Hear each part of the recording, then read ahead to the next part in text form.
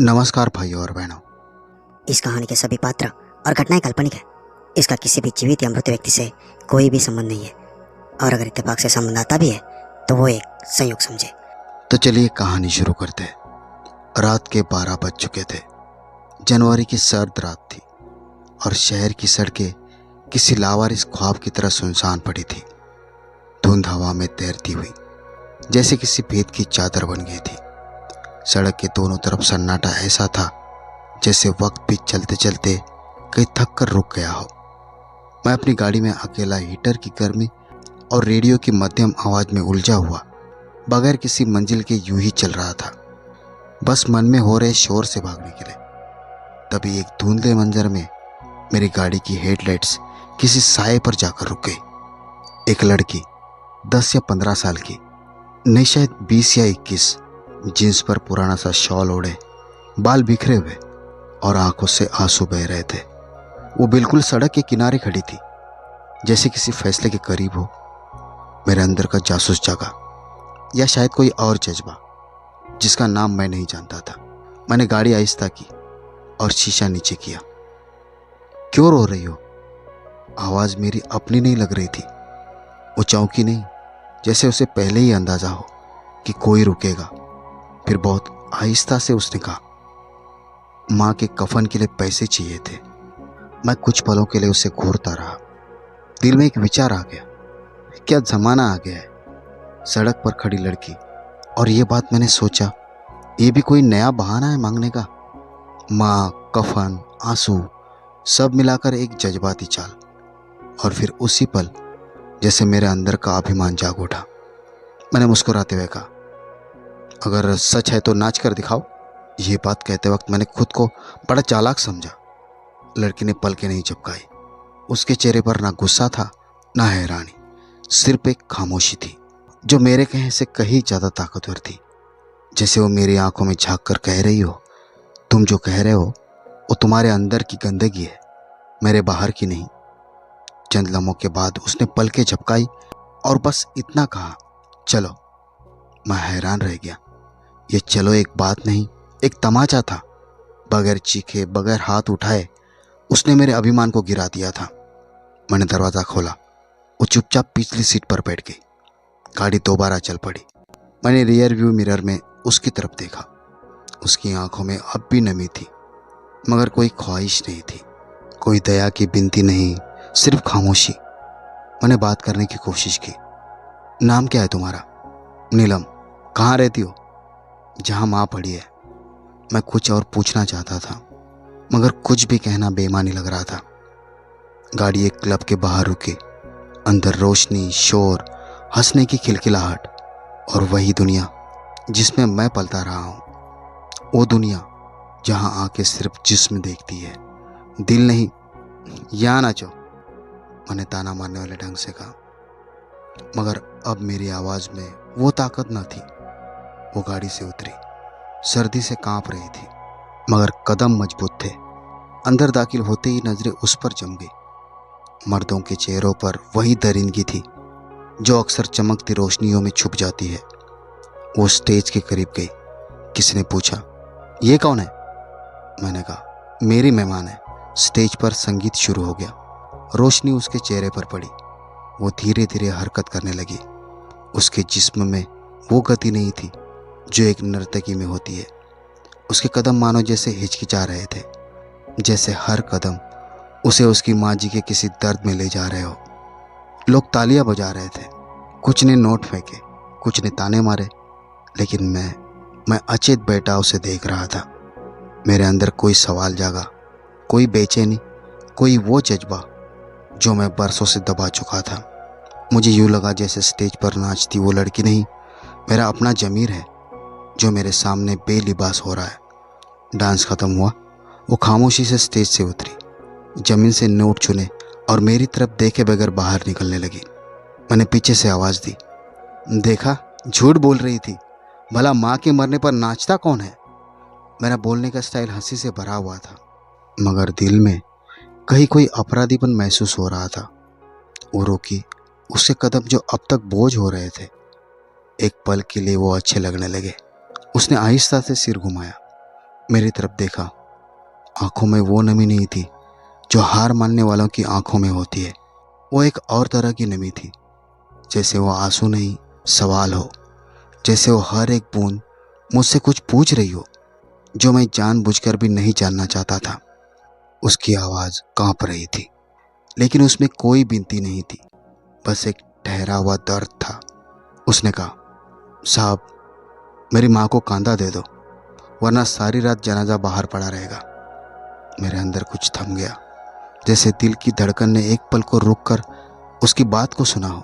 मेरे होठों पर जमी बात जो अभी अभी निकलने को ही थी, लेकिन वो गले में अटक गई। पहली बार मुझे महसूस हुआ कि शायद मैं कुछ ऐसा देख रहा हूँ जो मैं समझने के काबिल नहीं हूँ। वो कोई आम लड़की नहीं थी। उसका सच, उसकी खामोशी, उसकी थकान, ये सब कुछ मिलकर मेरी हंसी को मार गए। मैंने खुद को संभालने की कोशिश की और होंठों पर एक झूठी हंसी वापस लाते हुए कहा, अगर सच में तेरी माँ मरी है ना, तो मैं तुझे 50 लाख इनाम दूंगा। वो मेरी आंखों में आंखें डालकर कुछ देर देखती रही, फिर बगैर कुछ कहे मुड़ी और बाहर की तरफ चल दी।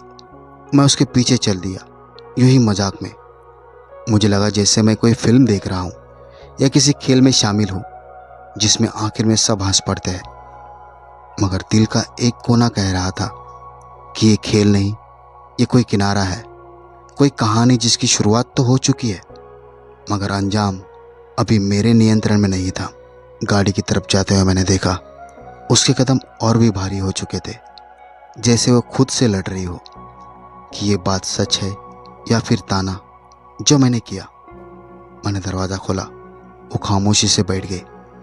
रास्ता तय करते हुए हम दोनों खामोश रहे। मेरी गाड़ी के हीटर से निकलती हुई गर्म हवा हमारे शरीर को तो गर्म रख रही थी, मगर उस रात की सर्दी में कुछ और भी था, कुछ ऐसा जो सांसों को भी ठंडा कर देता था। रास्ता पर वो खामोश थी, गाड़ी में संगीत बंद था, हीटर की गर्मी मध्यम हो चुकी थी और हम दोनों के दरमियान एक ऐसी खामोशी बैठ गई थी जो ना ही हमसे दूर थी और ना ही हमसे नज़दीक थी। बस एक वजनी सच की मौजूदगी। मैं उसे देखना चाहता था, उसकी आंखों से कुछ जानना चाहता था, मगर वो खिड़की के पार झांक रही थी, जैसे शहर की रोशनियों में किसी पुरानी याद की तलाश कर रही हो। जैसे उसे मालूम हो कि मैं तो मजाक में साथ आया हूँ, मगर वो भी शायद शांत हो चुकी थी या पहले से ही शांत थी। मेरी सांसें भारी हो गई थी और दिल में एक अनजानी सी घबराहट हो रही थी, शायद इसलिए कि मैं पहली बार किसी ऐसी हकीकत की तरफ जा रहा था जिसे मैंने हमेशा पैसों के पीछे छोड़ दिया था। शहर की रोशनियां पीछे रहने लगी, रास्ते छोटे होते जा रहे थे, आसपास के घरों की हालत बहुत ख़राब थी, बिजली के तार लटके हुए और हर नुक्कड़ पर एक अजनबी आंख। गाड़ी कच्ची सड़क पर हिचकोरे खाने लगी। मैंने नीलम की तरफ देखा, उसके चेहरे पर कोई भाव नहीं था, ना कोई खौफ, ना घबराहट, जैसे वो बरसों से इसी रास्ते पर चल रही हो, रोजाना किसी जनाजे की तरफ। फिर हम एक पुराने दरवाजे के सामने रुके। मैंने गाड़ी बंद कर दी, दरवाज़ा खुद ब खुद खुल गया। अंदर से किसी ने नहीं खोला, वो पहले ही आधा था, जैसे किसी ने वक्त के सामने हथियार डाल दिए हो। अंदर दाखिल होती ही हवा में एक खास तरह की बदबू थी, बंद कमरे की, गरीबी की, नमी की और मौत की। मेरे कदम आहिस्ता पड़ने लगे। एक छोटे से गली से गुजरकर हम एक बड़े कमरे में दाखिल हो गए, जहां एक पुरानी चारपाई पर सफ़ेद चादर बांधी हुई थी। उसके करीब दो छोटे बच्चे बैठे थे। दोनों के चेहरों पर ना आंसू थे ना सवाल, सिर्फ एक उदासी भरी वीरानी थी। मेरी आंखें कुछ पलों के लिए चारपाई पर जमी रही। फिर नीलम ने आहिस्ता से बढ़कर चादर का एक कोना उठाया। नीचे माँ की लाश थी, चेहरा पीला पड़ा हुआ, होंठ सूखे हुए और आंखें बंद थी, लेकिन चेहरे पर ऐसा सुकून था जैसे बरसों की सारी तकलीफ खत्म हो गई हो। जैसे वो औरत जो अपनी उम्र, गरीबी, बीमारी और इज्जत बचाने में गुजार गई, अब सुकून में हो। मेरे कदम पीछे हटने लगे, मगर जिस्म हरकत नहीं कर रहा था। आंखें नमी से भरने लगी, मगर मैंने उसकी जिम्मेदारी उठा ली। मेरे जैसा मर्द जो अपनी दुनिया में गुस्सा खरीद लेता है, दुख का सौदा करता है, आज उस चारपाई के सामने बेबस खड़ा था। नीलम की सांसें तेज हो रही थी। उसने मुझे देखे बगैर कहा, कल रात जब माँ को बुखार हुआ तो दवाई खरीदने के पैसे नहीं थे। मैंने करीबी दुकानदार से उधार मांगा, मगर दुकानदार ने नज़र ऐसी डाली जैसे कीमत कुछ और मांग रहा हो। मैं भाग आई। रात भर माँ का जिस्म जलता रहा। बच्चों ने पानी पिलाया, मगर कुछ फ़ायदा नहीं हुआ। सुबह सांस टूटी और मैं सड़क पर आ गई कि शायद कोई फरिश्ता मिल जाए या कोई तमाशाई। उसकी आवाज़ में वो नरमी थी जो भूख, थकान और शर्म से पैदा होती है, लेकिन साथ ही एक अजीब सी खुददारी भी थी, जैसे वो जानती हो कि आज उसने अपनी आखिरी कारतूस भी जला दिया है। मैंने गर्दन झुकाई और खामोशी से कुर्सी पर बैठ गया। मेरे दिमाग में शोर मचने लगा। जिस लड़की को मैं सड़क पर एक बहानेबाज, शायद झूठ बोलने वाली या फिर आम सी कहानी की बात समझकर हंसा था, वो अब मेरे गुरूर के सामने आईना रख रही थी। मैंने अपनी पूरी जिंदगी में सैकड़ों झूठ देखे थे, सैकड़ों फरेब, लेकिन आज पहली बार सच ने मुझे खामोश कर दिया था। नीलम ने बात फिर शुरू की। पिताजी हमें बचपन में ही छोड़ के गए थे। माँ ने दर्जी का काम किया, घरों में साफ सफाइयाँ की, लोगों के कपड़े धोए और हमें कभी दरवाजे पर भीख मांगने नहीं भेजा। मैंने उसकी आंखों की तरफ देखा। उनमें रोशनी नहीं थी, लेकिन वो खाली भी नहीं थी। जैसे वो आंखें अब ख्वाब नहीं देखती, सिर्फ हकीकत को गिनती है। हर दिन, हर रात, हर भूख, हर पल। बच्चे खामोशी से अपनी माँ की तरफ देख रहे थे। शायद उन्हें अभी मौत क्या होती है पूरी तरह से समझ नहीं आया था, या शायद वो समझ चुके थे, लेकिन बर्दाश्त की आदत हो चुकी थी। नीलम की बातों में अब भी कोई झुकाव नहीं था, कोई मिन्नत नहीं, ना ही इल्ज़ाम। बस वो सच कह रही थी और वो सच मेरी हड्डियों में उतर रहा था। कल रात में जब घर आई, आधी बेहोश थी। मैंने सारा दिन उपवास में गुजारा। मैं माँ के लिए कुछ भी कर सकती थी, मगर मेरे पास कुछ नहीं था सिवाय अपने आप के। उसने ये बात कहते हुए मेरी तरफ देखा। मैंने नजरें चुराई। वो लम्हा ऐसा था जैसे किसी ने मेरे अंदर पत्थर मारा हो। वो लड़की जिसे मैंने तमाशा समझा, नाचने को कहा, जिसकी मजबूरी पर हंसा, वो आज मुझसे बड़ी निकली थी। किरदार में, सम्मान में, इंसानियत में। उसने अपने ज़मीर की आखिरी हद तक जाकर माँ के जनाजे के लिए नाच लिया, लेकिन अपनी माँ को कफन देने की खातिर किसी मोल का सौदा किए बगैर। मैं खुद को तुच्छ महसूस करने लगा। मेरी अमीरी, मेरे शब्द, मेरे ताने कुछ भी मायने नहीं रख रहा था। कमरे में खामोशी थी, लेकिन वो खामोशी सवाल कर रही थी मुझसे, मेरे वजूद से, मेरे अंदाज से। नीलम ने चादर दोबारा लाश पर डाल दी और बच्चों के करीब बैठ गई। मैं कुर्सी से उठा, आहिस्ता आहिस्ता दरवाजे की तरफ बढ़ा।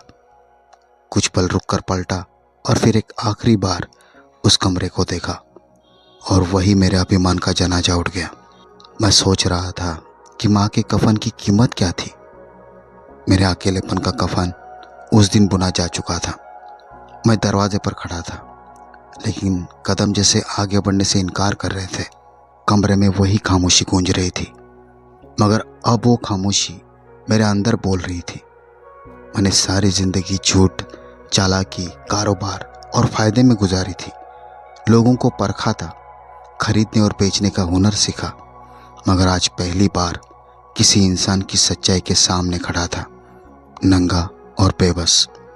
मेरे हाथ कांप रहे थे। मेरे जैसे मर्द हमेशा बड़े बोल बोलते हैं, मगर जब दिल पर चोट लगती है तो लफ्ज़ दगा दे जाते हैं।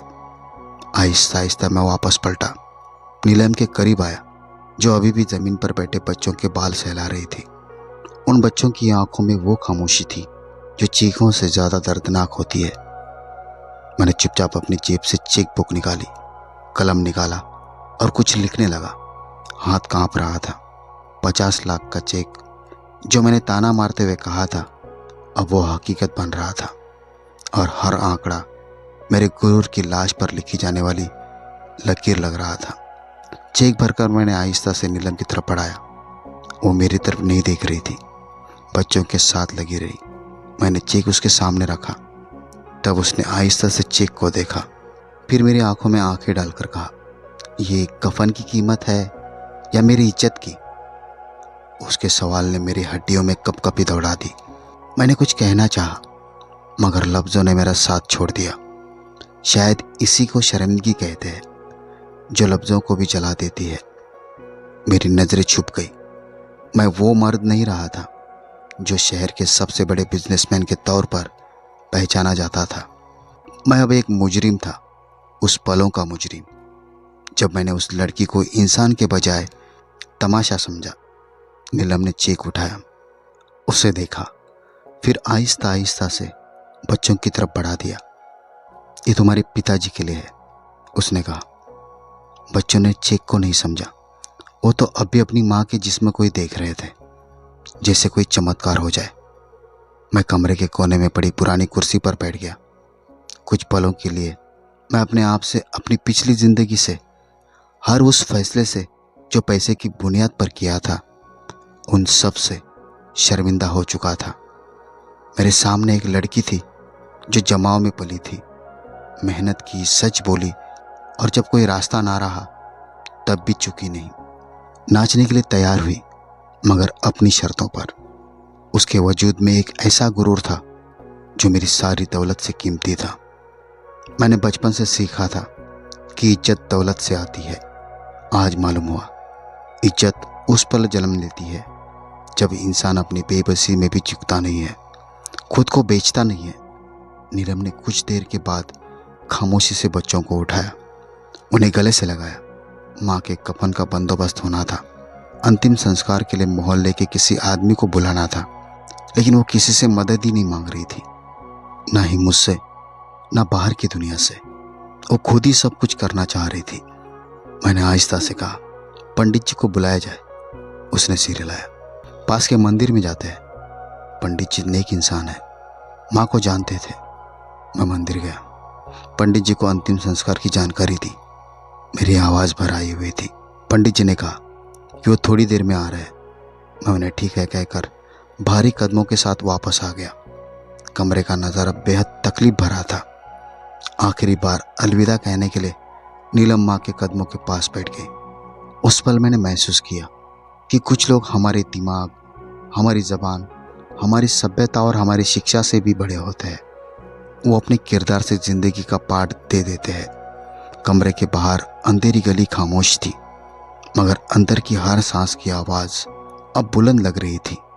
बच्चों की सिसकियाँ, नीलम की प्रार्थना और मेरे अंदर का वो शोर जो रुकने का नाम ही नहीं ले रहा था। पंडित जी आ चुके थे। एक चमकदार चेहरा, सादा पोशाक और नज़र में वो मेहरबानी जो शब्दों से नहीं, किरदार से मिलती है। वो लाश के करीब आए, सिर पर हाथ रखा और आहिस्ता से कुछ बोलने लगे। मेरे लिए ये सब नया था। मैं अंतिम संस्कार में सिर्फ प्रथा के तौर पर शामिल हुआ था, कभी उनकी गहराई नहीं देखी थी। मगर आज मैं हर शब्द, हर हरकत को महसूस कर रहा था, जैसे मैं एक लाश के सामने नहीं, अपने खुद के कफन में लिपटा हुआ खड़ा हूँ। थोड़ी देर के बाद चंद पड़ोसी भी आ गए।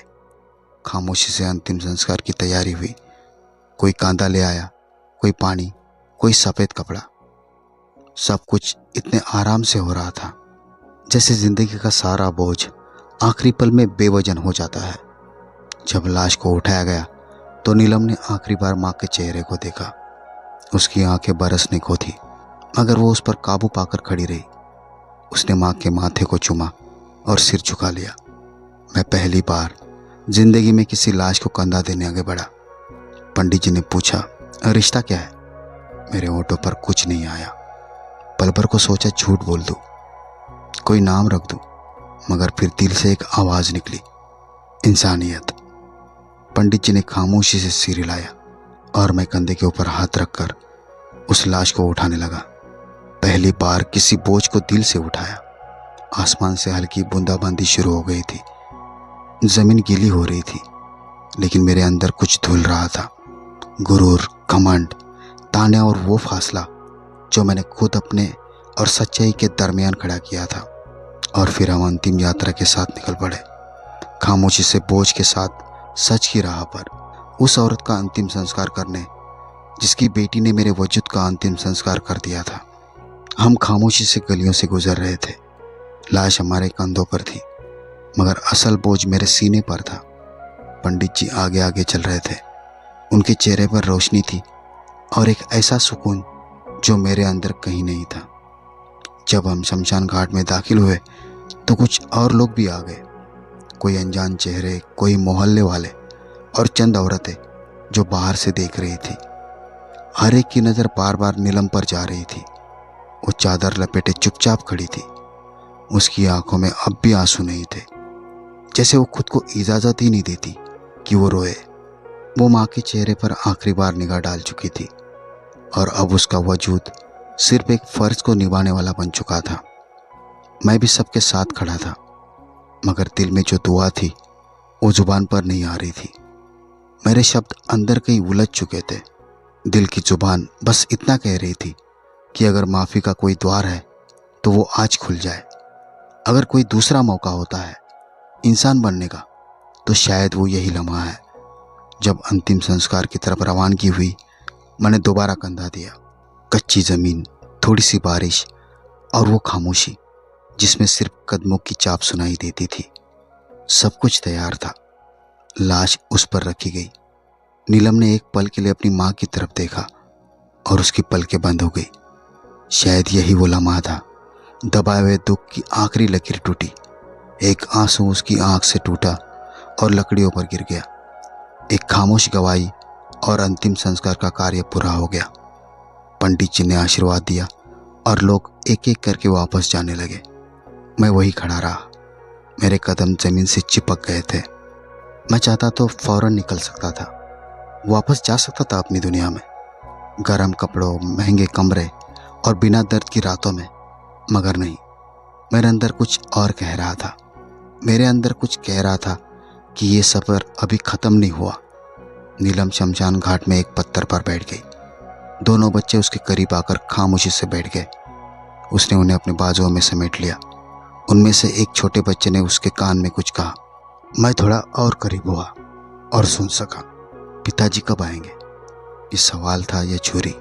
नीलम ने बच्चे की तरफ देखा, थोड़ी देर खामोश रही, फिर बस इतना कहा, वो नहीं आएंगे, मगर अब हमें खुद सब कुछ बनना है। मैंने पीछे हटकर एक पेड़ की आड़ में खड़े होकर यह सब देखा। मेरा दिल जैसे खुद से सवाल कर रहा था, मैं क्या था, एक अमीर इंसान या सिर्फ एक खाली खोल जो सालों से मजबूरी का लिबास पहने जी रहा था।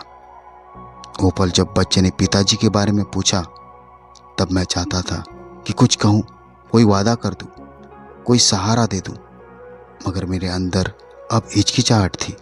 मैं नहीं चाहता था कि वो समझे कि मैं खरीदने आया हूँ। आज नहीं, आज मैं सिर्फ इंसान बनना चाहता था, ना खरीदार ना मालिक। मैंने वापसी की राह ली। मेरे कदम आहिस्ता थे, दिल भारी था। मैं गाड़ी तक पहुंचा, दरवाज़ा खोला, अंदर बैठकर एक लंबी सांस ली। अंदर अब भी उसकी खुशबू बाकी थी, अंदर वही खामोशी जो साथ लाई थी। मैंने कुछ देर के लिए गाड़ी का इंजन बंद रखा। रोशनियों से दूर धुन में लिपटा हुआ इलाका मेरे कानों में गूंज रहा था, हर गली, हर ईंट, हर पल। फिर अचानक जैसे किसी ने मेरे अंदर का पर्दा हटा दिया हो। मैंने साइड मिरर में खुद को देखा। वो शख्स जो अब से चंद घंटे पहले तक शहर का एक अमीर इंसान था, अब आंखों में एक अजनबी सी नमी लिए कुछ और बनने की ख्वाहिश लेकर बैठा था। शायद पहली बार, सिर्फ पहली बार मैंने खुद को देखा जैसा मैं था, ना कि जैसा दुनिया को दिखाया था। उस रात मैं अपने घर पर वापस नहीं गया। मैंने गाड़ी शहर के एक पार्क के बाहर रोकी। सीट पर लेटकर आसमान की तरफ देखा। धुन को आसमान भी छुपा रही थी। सितारे मध्यम थे, जैसे सब कुछ खामोश गवाह बने खड़े हो। और मैं सिर्फ सांसें गिन रहा था। आज मैं मर तो नहीं रहा था, मगर कोई पुराना नजरिया मर चुका था। वो मैं जो सिर्फ अपने फायदे, अपने ख्वाहिश और अपनी जीत के इर्द गिर्द घूमता था, वो मर गया था। और जो बाकी बचा था वो कुछ नया था, कुछ खामोश, कुछ शर्मिंदा, मगर शायद जिंदा। सूरज निकलने के लिए बेताब था। लेकिन नींद आंखों से कोसों दूर थी। मैंने फ़ोन निकाला। कई मिस कॉल्स थी, ज़्यादातर दोस्तों की, 2-3 मीटिंग्स की और एक उस औरत की जो खुद को मेरी ज़िंदगी का हिस्सा कहती थी, मगर मेरी अंतरात्मा से भी कभी परिचित ना हो सकी थी। मैंने सब कॉल्स नज़रअंदाज की, फ़ोन बंद किया और आंखें बंद कर दी। आंखें बंद करते ही वो चेहरा सामने आ गया। नीलम का नहीं, उसकी माँ का, जो सफ़ेद चादर में लिपटी थी। वो चेहरा कुछ कह नहीं रहा था, बस मुझे देख रहा था। एक ऐसा सुकून जो मेरे अंगाओं में मेरे वजूद को आहिस्ता आहिस्ता खा रहा था। मैंने करवट बदली, सीट पर खुद को समेटा, जैसे खुद से छुपने की कोशिश कर रहा हूँ। लेकिन मन की आंखें तो बंद नहीं होती। वो तुम्हें तब भी देखती है जब तुम खुद को भी नहीं देख पाते। सुबह की पहली रोशनी अभी नहीं फैली थी, मगर आसमान की स्याही अब नीलाहट में ढलने लगी थी। मैंने गाड़ी स्टार्ट की और बगैर सोचे समझे नीलम के घर की तरफ वापस चल पड़ा। रास्ते में सड़क पर जिंदगी लौटने लगी थी। अखबार वाले, दूध वाले, बच्चे बैग कमर पर डाले स्कूल की तरफ जाते हुए, सब कुछ रोज की तरह था। मगर मेरे अंदर का दिन वही रात था। वक्त के थमने का अनुमान था। जब मैं उस गली में पहुंचा तो सब कुछ वैसा ही था। वही दीवारें, वही नमी, वही खामोश खिड़कियां। गेट पर दस्तक देने से पहले मैं एक पल के लिए रुक गया। जाने क्यों दिल में झिझक सी थी। दरवाज़ा आहिस्ता से खुला। नीलम सामने खड़ी थी। चेहरे पर नींद की थकान और आंखों के आसपास के हल्के काले दाग और गहरे हो चुके थे, मगर वो अब भी शान के साथ खड़ी थी। आज उसके बर्ताव में हैरानी कम और सवाल ज़्यादा थे। मैंने आहिस्ता से कहा, माँ की तस्वीर के पैर पड़ना था, बच्चों से मिलना था। ना उसने रास्ता रोका, ना रास्ता दिया, बस खामोशी से पीछे हट गई। मैं अंदर आया तो कमरे से माँ की चारपाई जा चुकी थी। एक नया सुकून सा था, लेकिन वो जगह खाली चीख रही थी। बच्चे एक कोने में बैठे थे। छोटा वाला फर्श पर चौक से कुछ बना रहा था। एक घर, एक सूरज और 3 आदमी। मैंने झुक कर देखा। एक सवाल सा पैदा हुआ, मगर खामोशी को तोड़ने की हिम्मत ना हुई। नीलम ने पानी का गिलास लाकर टेबल पर रखा। मैंने शुक्रिया कहा और पहली बार देखा कि वो मेरे करीब बैठने के बजाय खिड़की के पास जाकर खड़ी हुई। एक फासला था जो जायज़ था और बिल्कुल ठीक भी।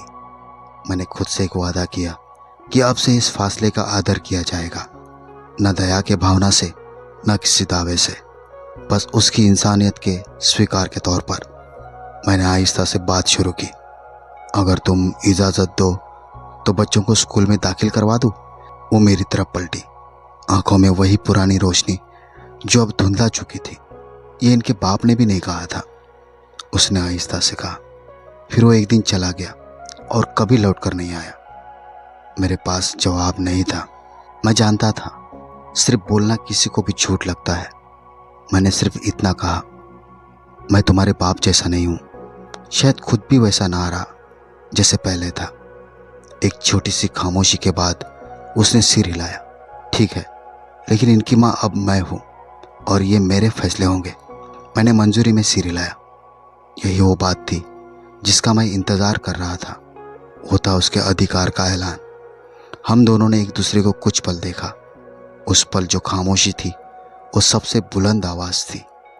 उसमें माँ जी के हाल की थकान और भविष्य का खतरा छुपा था, मगर एक नया रिश्ता भी जन्म ले रहा था, गुमनाम और शांत, मगर सच्चाई से भरा। फिर मैं बच्चों के करीब गया, उनसे बात की, उनके नाम पूछे और पहली बार वो मुझसे मुस्कुराए। शायद उन्हें उस पल मुझ में कोई डर नज़र नहीं आया, कोई सौदा महसूस नहीं हुआ, बस एक चेहरा जो उनकी माँ के दुख का गवाह बन चुका था। जब मैं जाने लगा, नीलम दरवाजे पर आई। उसने कुछ नहीं कहा, बस एक नज़र डाली, न रुकी न अलविदा किया, बस एक खामोश इजाज़त दी। और मैं पहली बार किसी के दिल से दिया गया इशारा लेकर वापस पलटा, जिसमें कोई झूठ ना था। मेरी दुनिया अब भी वही थी, शीशों से बनी इमारतें, लंबी कारें और मस्ती चेहरों की महफिलें। लेकिन अब मेरी आंखें इन सब में जगह देखने लगी थी। मुझे पहली बार एहसास हुआ कि असल रोशनी वहाँ है जो अंधेरे से जन्म लेती है। और जो दिल अंधेरे में किसी और के लिए धड़कता है वही रोशनी बन जाता है। और शायद मैं भी अब रोशनी की तलाश में हूँ। ऑफिस वापस आकर मैंने दरवाज़ा बंद किया, पर्दे गिरा दिए और कुर्सी पर बैठ गया। पूरा कमरा कीमती फर्नीचर, खुशबूदार मोमबत्तियों और आर्ट पीसेस से सजा हुआ था, मगर आज ये सब बेमोल लग रहा था। टेबल पर पड़े लैपटॉप की स्क्रीन जगमगा रही थी, जैसे मुझसे कुछ कहने की कोशिश कर रही हो, लेकिन मैं उसकी तरफ देख भी ना पाया। दीवार पर लगा कैलेंडर खामोशी से अगले दिनों की तरफ बढ़ रहा था, जैसे वक्त कह रहा हो कि जो गुजर गया वो सबक बन जा, जो आने वाला है वो इम्तिहान है। मैंने टेबल का ड्रॉवर खोला, अंदर से वही चेक बुक निकाली जिसका एक चेक मैंने नीलम को दिया था। बाकी चेक खाली थे और एक एक चेक मुझे अपनी गुनाहों की लिस्ट लगने लगा था। मैंने एक कागज़ निकाला और बिना कुछ सोचे लिखना शुरू किया। हाथ खुद ब खुद हरकत कर रहा था। बच्चों के स्कूल का बंदोबस्त, नीलम के लिए एक सुरक्षित ठिकाना, बचाव करने वाला 2 साल के लिए माली, बगैर किसी एहसान के, बगैर किसी कीमत के। मैंने बातें पूरी की, फिर रुककर खुद से सवाल किया, क्या ये वाकई भरपाई है या सिर्फ आत्मा की खामोश रिश्वत? मैं जानता था कि कुछ भी कर लूँ, उस रात के तानों को मिटा नहीं सकता, उसके कदमों की आहट या उसके सवाल की गूंज को। ये कफन की कीमत है या मेरी इज्जत की? मैं सोच में डूबा था, तभी फ़ोन की घंटी बजी। असिस्टेंट का नाम चमक रहा था। मैंने कॉल रिसीव की। वो किसी मीटिंग की याद दिला रहा था, किसी क्लाइंट के साथ जो मेरे प्रोजेक्ट में इन्वेस्ट करना चाहता था। मैंने उससे कहा, आज सब रद्द कर दो, मुझे कुछ ज़रूरी काम है। वो हैरान हुआ, लेकिन मेरे बोलने के अंदाज में कुछ ऐसा था कि उसने सवाल नहीं किया। मैंने अपनी पुरानी डायरी खोली, वो जो बरसों से बंद पड़ी थी। उसके पहले पन्ने पर कभी ख्वाब लिखा करता था, वो सब कारोबारी हिसाब किताब में बदल गया। मैंने दूसरा पन्ना खोला और एक नया शीर्षक लिखा, रोशनी की तलाश। उसी पल कमरे के दरवाजे पर दस्तक हुई। असिस्टेंट अंदर आया और एक फाइल मेरे सामने रख दी, मगर जाने से पहले वो रुका और आहिस्ता से बोला, सर आप ठीक है? आज आप कुछ अलग अलग लग रहे हैं। मैंने सिर हिलाया, बस शायद अब मैं ठीक होना शुरू हो रहा हूँ। वो चला गया और मैं फाइल खोले बगैर खिड़की के पास जा खड़ा हुआ। बाहर दिन निकल चुका था, सूरज रोशनी फैला रहा था, मगर मेरी आंखें किसी और मंजर को देख रही थी। वो कच्ची गलियां, वो सादा घर और वो लड़की जिसकी खामोशी मेरे शोर को डांट गई। उस शाम मैं 2 बार नीलम के दरवाजे पर गया। हाथ में कोई तोहफा, कोई चेक, कोई दिखावा नहीं था, सिर्फ एक सफ़ेद लिफाफा जिसमें बच्चों के स्कूल की ज़रूरत की चीज़ें और एक खाली पन्ना था जिस पर नीलम जो चाहे लिख सकती थी। दरवाज़ा वही पुराना, मगर अब मुझे लगा जैसे वो मुझसे कम भयभीत था। नीलम ने दरवाज़ा खोला और मुझे देखकर एक लम्हे को ठहर गई। इस बार उसकी आंखों में सवाल नहीं, एक खामोश समर्पण था। मैंने लिफाफा उसके हाथ में दिया और कहा, ये सब तुम्हारे कंट्रोल में है, बस तुम्हारे कदमों के नीचे से वो ज़मीन निकालना नहीं चाहता जिस पर तुम खड़ी हो। वो खामोशी से लिफाफा लेकर पीछे हट गई। दरवाज़ा बंद नहीं किया। ये उसकी तरफ से दिया गया वो भरोसा था जो लफ्ज़ों में नहीं, वक्त में जन्म लेता है। बच्चों की हंसी अंदर से आ रही थी, वो खेल रहे थे। शायद थोड़ा सा भरोसा उनकी घर के माहौल में शामिल हो चुका था। मैं पलटा और सड़क पर चलने लगा। शाम की धूप कमज़ोर हो रही थी और आसमान पर हल्का सा लाल रंग फैल रहा था। मैंने पहली बार इस रंग को महसूस किया, वो जो ना दिन में होता है ना रात में। वो सिर्फ उन लम्हों में जन्म लेता है जब कोई अपने अंदर की रोशनी से टूटकर जुड़ने लगता है। और अब मैं जुड़ने लगा था अपने अंदर से, उस भावनाहीन वजूद से जो बरसों तक सिर्फ कमाता रहा लेकिन जीता नहीं था। नीलम, उसकी खामोशी, उसका सच उपासना बन चुका था, एक आईना जिसमें खुद को देखे बगैर चैन ही नहीं आता था। और मैं हर रोज़ उस आईने के सामने खड़ा होता और कुछ और ही इंसान बनता चला जाता। रात आई, मगर वैसी ना थी जैसे पहले आती थी। पहले वो लम्हा था धीमेपन का, खुद के सुकून को भुलाने का। अब वो एक सवाल बनकर उतरती थी मेरे दिल में, मेरे मन में, मेरे आत्मा पर। हर बार जब मैं आंखें बंद करता, एक सफ़ेद चादर मेरे सामने लहरा जाती। हर बार नीलम की वो नज़रें, वो सवाल मेरी हंसी के बीच आ खड़े होते। ये कफन की कीमत है या मेरी इज्जत की? ये एक सवाल नहीं, एक आईना था। मैं दिन भर बिजी रहता था। फाइलें, मीटिंग्स, कॉन्ट्रैक्ट करने वाले लोग अब भी वैसे ही सलाम करते थे, वैसे ही झुकते थे। लेकिन अब मुझे उन सब झुकने वालों की नज़रें खाली महसूस होने लगी, जैसे वो सब कुछ होकर भी कुछ ना हो। एक दिन मेरा पीए बड़ी खुशी से मेरे केबिन में आया, एक नई डील की रूपरेखा लेकर। बहुत बड़ी इन्वेस्टमेंट है, फ़ायदा ही फ़ायदा होगा। मैंने उसकी बात सुनी, सारा प्लान देखा, फिर आहिस्ता से कहा, इस डील में अगर किसी मजदूर को उसका हक नहीं मिलता है तो ये डील मुझे नहीं चाहिए। वो चौंक गया। सर, ये बिजनेस है, यहाँ एहसास नहीं फ़ायदा देखा जाता है। मैं मुस्कुराया। पहले मैं भी यही समझता था, अब बस एक औरत की आंखें देख ली है जो फ़ायदे से बड़ी थी। वो खामोशी से चला गया और मैं खिड़की की तरफ मुड़कर शहर को देखने लगा। वही शहर जो हर दिन कुछ बेचता है, कुछ खरीदता है, मगर ज़मीर नहीं सुनता। मैं सोचने लगा कि ये शहर नीलम जैसे कितने चेहरों को निगल चुका होगा, कितनी सफ़ेद चादरें होगी जो तमाशे में बदल गई होंगी, क्योंकि कोई हंसा, किसी ने ताना दिया और कोई पलट कर ना आया। उस शाम को मैं नीलम के दरवाजे पर नहीं गया, बस उसकी गली से गुजरा। दूर से देखा बच्चे दरवाजे के बाहर खेल रहे थे। उनका शोर शराबा अब सच था, पहले की तरह बनावटी या डरे हुए नहीं। एक पल के लिए उनका हंसना मेरे लिए दुनिया की सबसे बड़ी ताकत बन गया कि शायद मैं अब कुछ सही करने लगा हूँ। मैं अगले दिन स्कूल गया, प्रिंसिपल से मुलाकात की, बच्चों की पढ़ाई, नीलम क्या चाहती है, सब पर बात की। उन्हें बताया कि ये सिर्फ तोहफा नहीं, जिम्मेदारी है।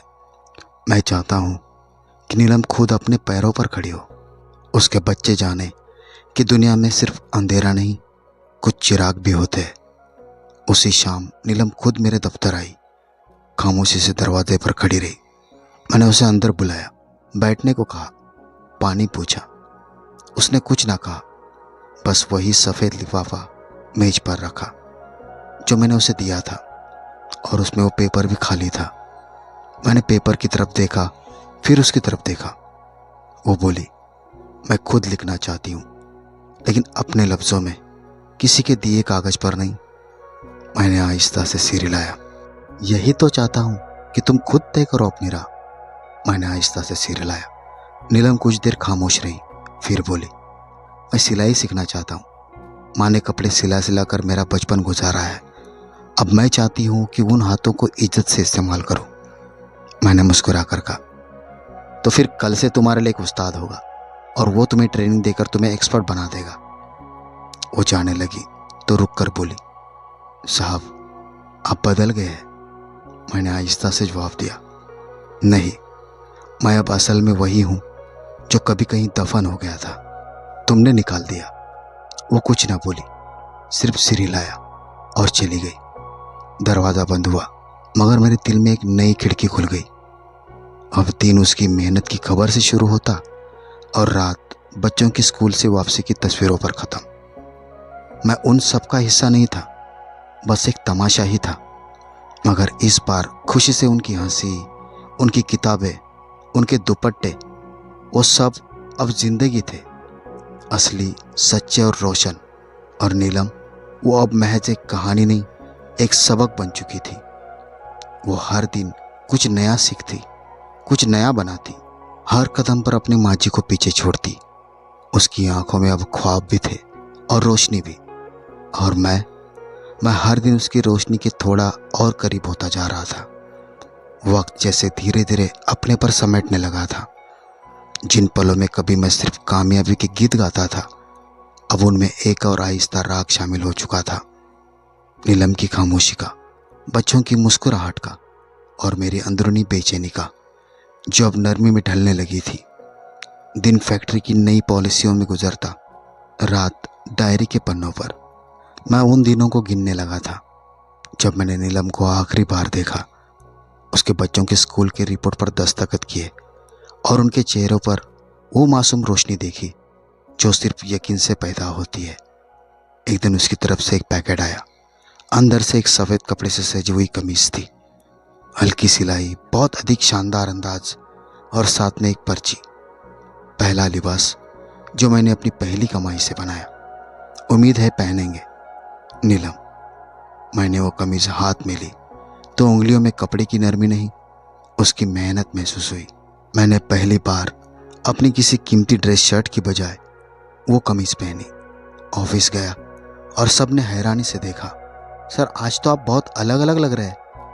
मैंने मुस्कुरा कर जवाब दिया, आज मैं खुद लग रहा हूँ। फिर मैंने ऑफिस के बोर्ड रूम में एक नया फैसला रखा। निजी डिपार्टमेंट की पगार पर दोबारा विचार विमर्श किया जाए, छोटे सिपाहियों को सुविधा दी जाए और हर साल उनके बच्चों के लिए स्कॉलरशिप प्रोग्राम शुरू किया जाए।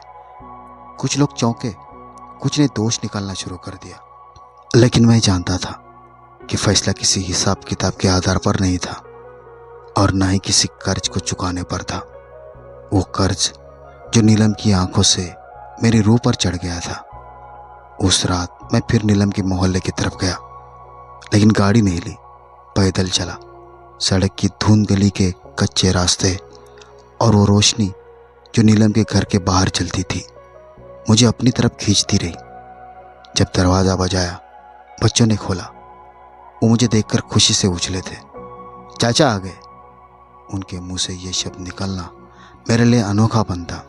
वो रिश्ता जो मैंने कमा कर नहीं, सच्चाई से हासिल किया था, वो अब जमानों पर आ गया था।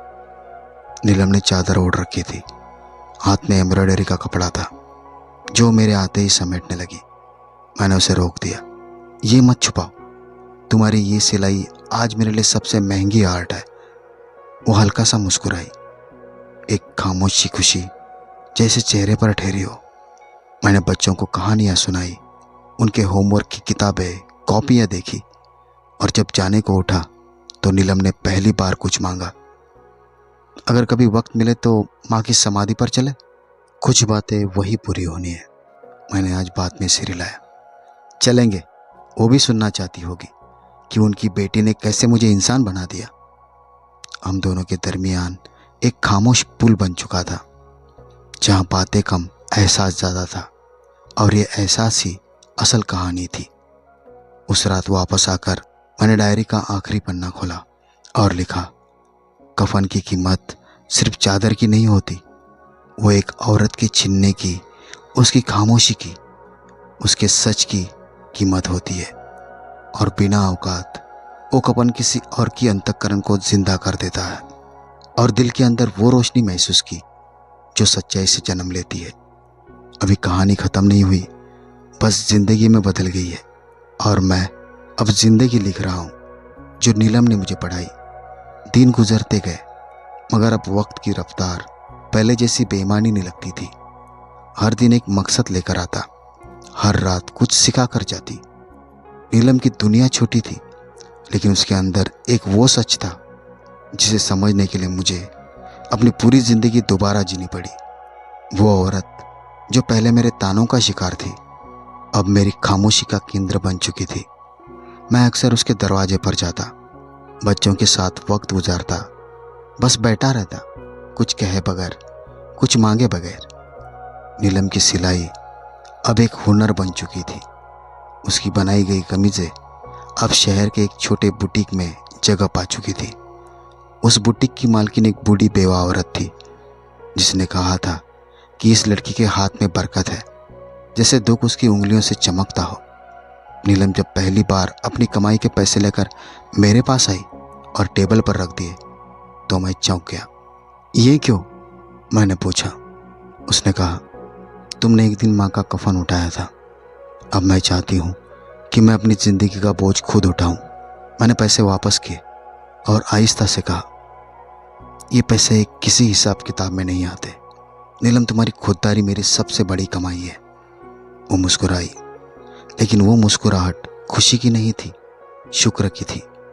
वो औरत जो अपनी माँ के अंतिम संस्कार के लिए नाचने पर मजबूर थी, आज अपनी बेटी बन चुकी थी।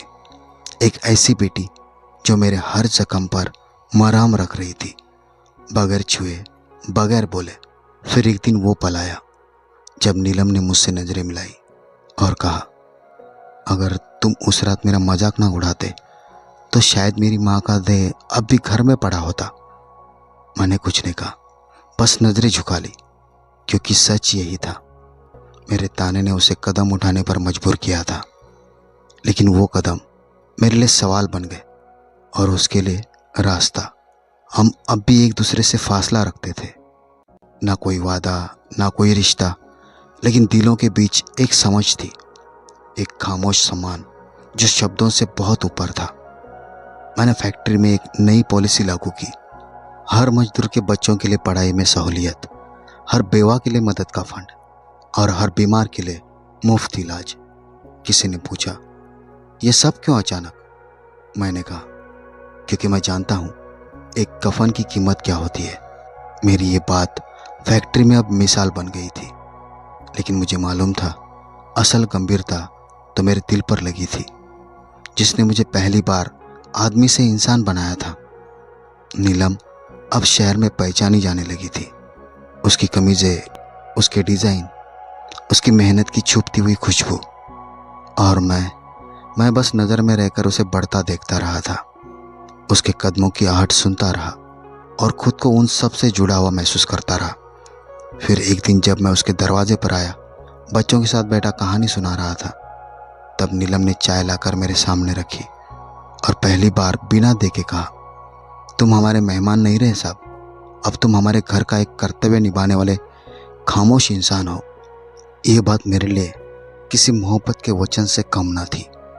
उसने मेरे वजूद को जोड़ दिया, बगैर किसी दस्तावेज, बगैर किसी सम्मान के, बगैर किसी दावे के। उसी रात मैंने दोबारा अपनी डायरी खोली और लिखा, मैंने कभी सोचा नहीं था कि कफन की तलाश में निकला एक ताने वाला शब्द मुझे जिंदगी दे जाएगा। नीलम ने ना सिर्फ अपनी माँ का अंतिम संस्कार किया, बल्कि उस दिन उसने मेरे अंदर का वो मर्द भी जला दिया जो रिश्तों को कीमत में तोलता था, और जो बचा वो मैं हूँ। असल में ये कहानी अब किसी अंजाम की ज़रूरतमंद नहीं थी, ये वो जिंदगी बन चुकी थी जिसमें हर दिन एक नया बाप होता और हर रात एक नया शोर। नीलम, उसकी खामोशी और बच्चों की हंसी अब मेरे आत्मा का हिस्सा थे। कफन की कीमत चुकाई जा चुकी थी, मगर उस कीमत ने मुझे खुद को खरीद लेने का हुनर सिखा दिया था। दिन गुजरे, मौसम बदले, शहर ने अपनी शक्लें बदली, मगर कुछ चीज़ें वही रही।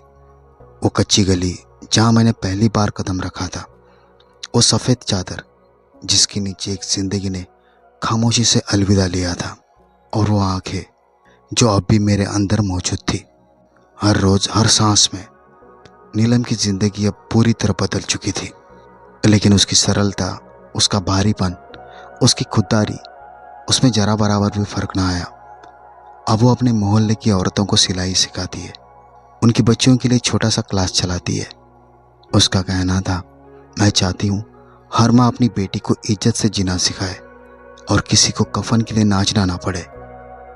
उस बात ने मेरे अंदर फिर एक तूफान सा मचा। मैं उस दिन अपनी गाड़ी में देर तक बैठा रहा, वही नज़ारा बार बार मेरे मन में घूमता रहा। सर्द रात, धुंध में लिपटी सड़क, और वो एक आवाज़, माँ के कफन के लिए पैसे चाहिए। कभी कभी सोचता हूँ, अगर उस रात मैं गाड़ी ना रोकता, अगर ताने में वो बात ना कहता, अगर नीलम मुझे नज़रअंदाज कर देती, तो शायद मैं कभी जान ना पाता कि इंसान बनने के लिए दौलत नहीं, फ़कत एक लम्हा काफ़ी होता है। एक ऐसा लम्हा जो दिल को झिझोड़ दे, अंतःकरण को जगा दे। नीलम ने बच्चों को एक बेहतर स्कूल में दाखिल करवा लिया था। वो दोनों खुश थे, अपने नए नए कपड़ों, किताबों और ख्वाबों के साथ। छोटा बच्चा जो अक्सर मुझसे कहता था, चाचा आप हमारे पिताजी बन जाए, अब सिर्फ इतना कहता, आप हमारे साथ हैं, बस यही काफ़ी है। मैं माँ की समाधि पर भी चला जाता था। वहाँ सुकून होता, खामोशी होती, और एक अजीब सा एहसास, जैसे वो चादर में लिपटा वजूद अब भी मेरी बदलाव का गवाह हो। मैं वो सब कहता जो दिल में होता, और यकीन माने वो सुन भी लेती थी। जैसे अब भी वो माँ जो बेटी के लिए जीती रही, मरने के बाद भी बेटी के रक्षक को चुन रही हो। फिर एक दिन एक खत आया। नीलम की लिखावट में हाथ की कपकपाहट महसूस होती थी, लेकिन बात सीधे दिल में उतरती थी। साहब, अब वक्त है कि आप अपनी जिंदगी की तरफ लौट जाए। आपने जो दिया वो जिंदगी थी। अब मैं चाहती हूँ कि अब आप अपने आप के लिए वो लौटाए। मैं अब अकेली नहीं, मेरे पास हुनर है, हौसला है और माँ की दुआ। मेरे बच्चों के लिए आप जो बने वो मेरे लिए दुनिया के सबसे बड़े मार्गदर्शक थे। लेकिन मैं चाहती हूँ कि आप आज़ाद हो, और मैं भी, क्योंकि कभी कभी रिश्ते शब्दों पर निर्भर नहीं होते। वो सिर्फ एक लम्हे, एक सच, एक कुर्बानी से बन जाता है, और हमने वो पल जी लिया है। कफन की कीमत अदा हो चुकी है साहब। अब वक्त है कि हम जिंदगी की कीमत समझें। नीलम, मैंने कई बार वो खत पढ़ा। हर बार एक नया मायने मिला, हर बार एक नया जख्म, हर बार एक नया मरहम। वो कोई जुदाई नहीं थी, कोई फासला नहीं था। वो एक समर्पण था कि हम दोनों अपना अपना हिस्सा निभा चुके थे, और अब हमें वो रोशनी लेकर जीना था जो हमने एक दूसरे से चिराग की सूरत ली थी। मैंने उस खत को अपनी डायरी के आखिरी पन्ने में चिपका दिया। उसके नीचे सिर्फ एक बात लिखी, कफन की कीमत सिर्फ एक लाश का बोझ नहीं थी, वो एक मरे दिल को जिंदा करने का हक भी थी। और नीलम ने वो हक अदा कर दिया। ये कहानी वो लम्हा थी जिसने मुझे बदल दिया। एक ऐसा लम्हा जो हादसा था लेकिन तोहफा बन गया। जिस लड़की को मैंने तमाशा समझा, वो मेरे किरदार की निर्माता बन गई थी। जिसकी माँ का जनाजा ताने में उठा, वो मेरे वजूद को दफन करने के बाद नहीं रूह दे गई। कुछ कहानियाँ ख़त्म नहीं होती, वो सांसों में जा बसे तो जिंदगी बन जाती है। और नीलम, वो अब एक याद नहीं, वो मेरे मन का वो हिस्सा है जहाँ इंसानियत ने आंखें खोदी। कफन की कीमत अदा हो चुकी थी। अब मैं जिंदा था, पहली बार वाकई जिंदा हूँ। अगर आपको आज की कहानी पसंद आई है तो वीडियो को ज़रूर लाइक कीजिएगा और अपने दोस्तों के साथ भी शेयर कीजिएगा। और हाँ, अगर आपने अभी तक हमारा चैनल सब्सक्राइब नहीं किया है तो ज़रूर सब्सक्राइब करें। तो जल्द ही मिलते हैं एक नई और दिलचस्प कहानी के साथ। तब तक के लिए नमस्कार। धन्यवाद भाइयों और बहनों।